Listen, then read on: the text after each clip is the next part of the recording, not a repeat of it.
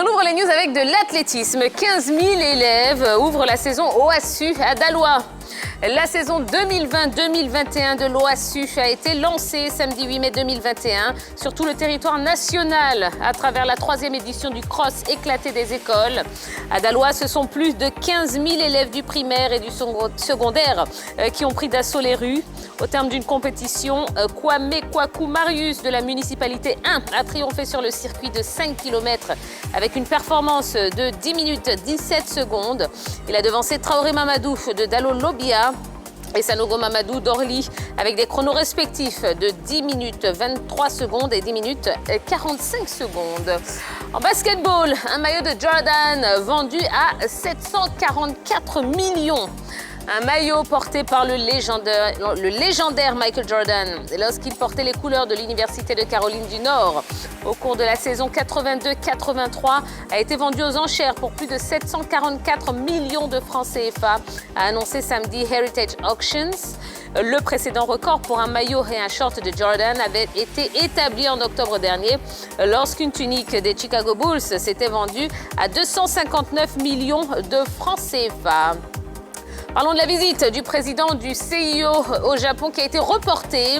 Une visite au Japon ce mois-ci du président du Comité international olympique, Thomas Bach, a été reportée en raison de la recrudescence de la pandémie de Covid-19, a déclaré lundi le Comité d'organisation des Jeux olympiques de Tokyo. Le voyage de M. Bach était prévu les 17 et 18 mai, ont précisé les organisateurs qui ont décidé de le reporter en raison de diverses situations, notamment la prolongation de l'état d'urgence lié au virus par le gouvernement japonais, alors que les JO doivent s'ouvrir dans 74 jours et qui se tiendront donc du 23 juillet au 8 août prochain.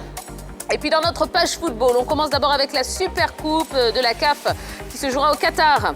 Après de multiples changements concernant la date et le lieu, la Confédération africaine de football a officialisé dimanche la tenue de la Super Coupe d'Afrique. Celle-ci aura lieu le 28 mai au stade Jassim bin Hamad de Doha, au Qatar, et opposera les Égyptiens d'Al Ahly, vainqueurs de la dernière édition de la Ligue des Champions, aux Marocains de la Renaissance sportive de Berkane, sacrés en Coupe de la Confédération. CAN féminine 2022, la Côte d'Ivoire face au Niger en éliminatoire. Ce lundi a eu lieu au Caire le tirage au sort des phases éliminatoires de la CAN féminine prévue au Maroc en juillet 2022. Le Nigeria, champion en titre, croisera au premier tour le Ghana, tandis que la Côte d'Ivoire affrontera le Niger. Ces matchs se joueront du 7 au 15 juin 2021 en aller et retour. Et puis on va terminer les news de ce soir avec le PayPal Championship. On a joué la 4e journée. La 4e journée donc a eu lieu le week-end dernier. Le samedi, au terrain de Gonzagueville à Port-Bouët, émergence de Yopougon et Marcory se sont neutralisés 0-0. Dans le deuxième match, Koumassi s'est incliné face à Abobo Puissance 1-0.